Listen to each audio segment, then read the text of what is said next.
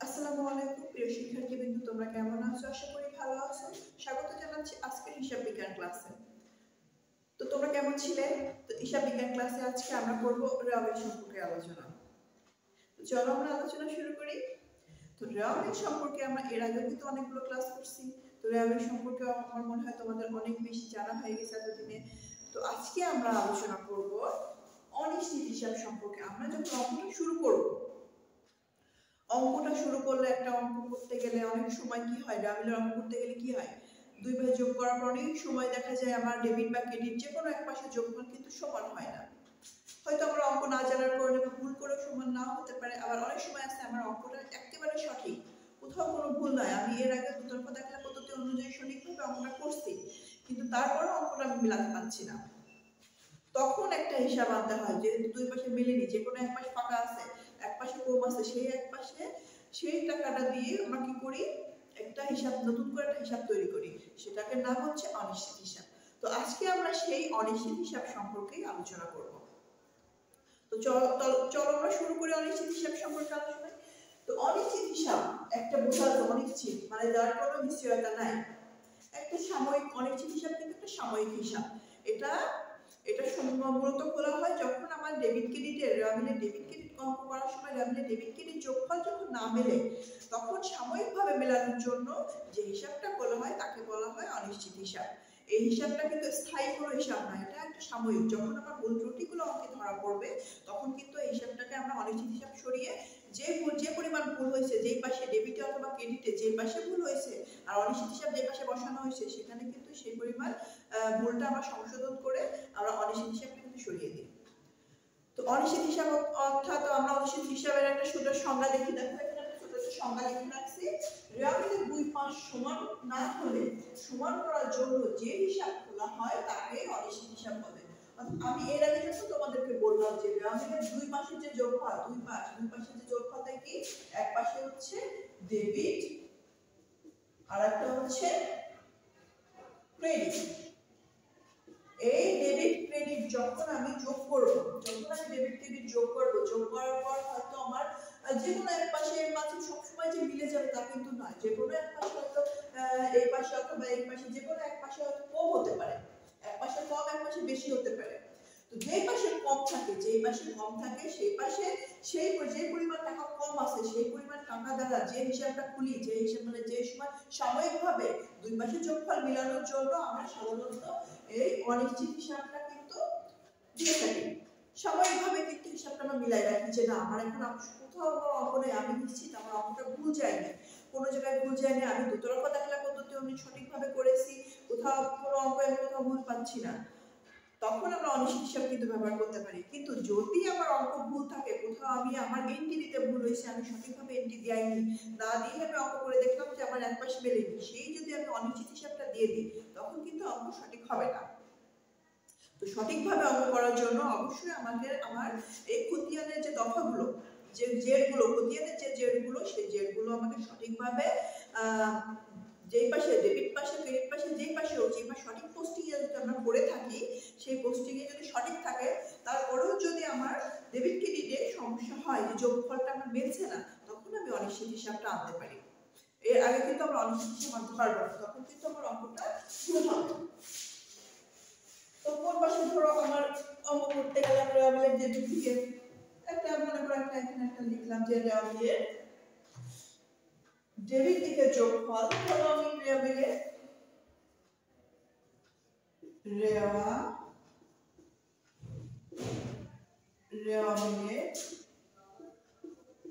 Debit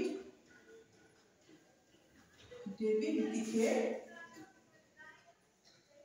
যোগফল যদি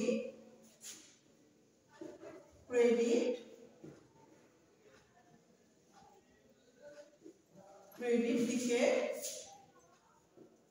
debit দিকে যোগফল যদি ক্রেডিট দিকে যোগফল থেকে কম হয়, যোগফল ডেবিট দিকে যোগফল যদি ক্রেডিট দিকে যোগফল থেকে বেশি হয়, তখন বেশি হয়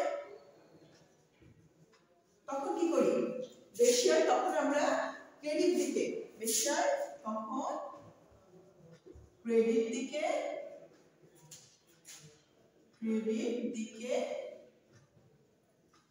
অনিশ্চিত হিসাবটা বসবে, অনিশ্চিত হিসাব বসবে।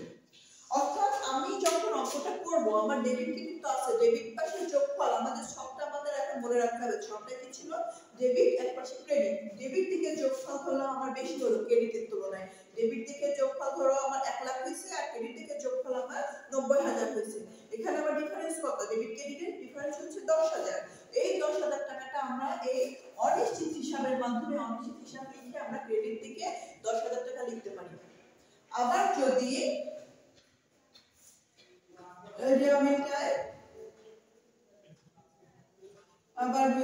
রামের ডেবিট দিকে যোগফল, ডেবিট দিকে যোগফল, ক্রেডিট দিকে যোগফল, ক্রেডিট দিকে যোগফল থেকে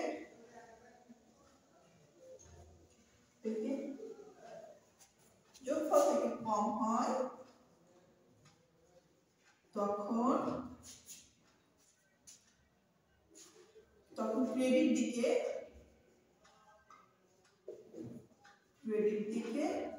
অনিশ্চিত হিসাব, তখন ক্রেডিট তখন ডেবিট দিকে যখন কম হয় তখন ডেবিট দিকে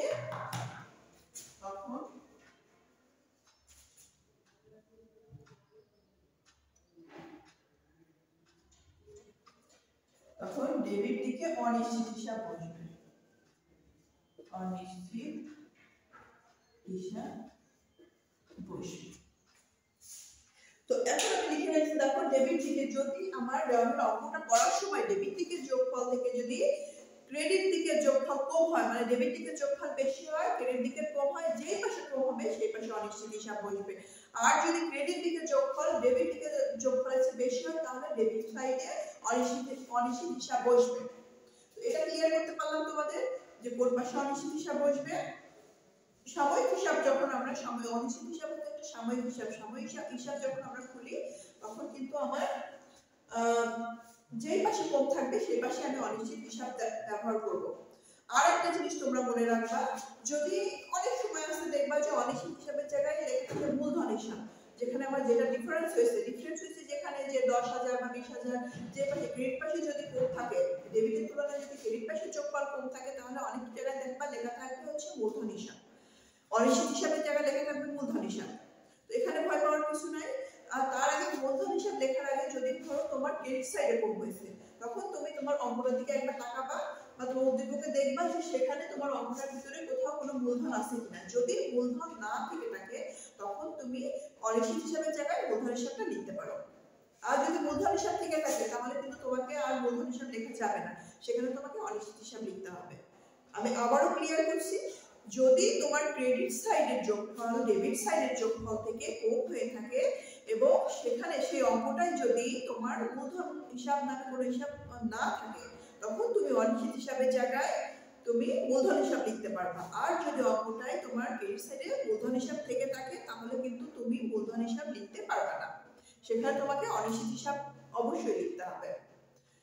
আমি মনে হয় তোমাদের ক্লিয়ার করতে পারলাম। তো দেখো আবারও তোমাদেরকে আমি রিভাইজ করছি যে অনিশ্চিত হিসাবটা হচ্ছে রাশির দুই পাশের যোগফল সমান করার জন্য যে পাশে কম থাকে সেই পাশে যে সাময়িকটা হিসাব দেওয়া হয়, হিসাব খোলা হয়, সেটা হচ্ছে অনিশ্চিত হিসাব। আর ডেবিট বা ক্রেডিট যে সাইডে যোগফলটা কম থাকে সেই সাইডে সাময়িকভাবে হিসাবটা মেলানোর জন্য আমরা অনিশ্চিত হিসাব খুলে থাকি। আর ডেবিট সাইডে থেকে ক্রেডিট সাইডে যদি কম থাকে ক্রেডিট সাইডে অনেক সময় আমরা মূলধন হিসাব নামে খুলি। যদি আমার অঙ্কে মূলধন নামে কোনো একটি না থাকে তখন আমরা অনিশ্চিত হিসাবকে মূলধন হিসাব নামে খুলতে পারি। তো আশা করি আজকের ক্লাসটা তোমরা উপভোগ করেছো। ভালো থেকো, সুস্থ থেকো।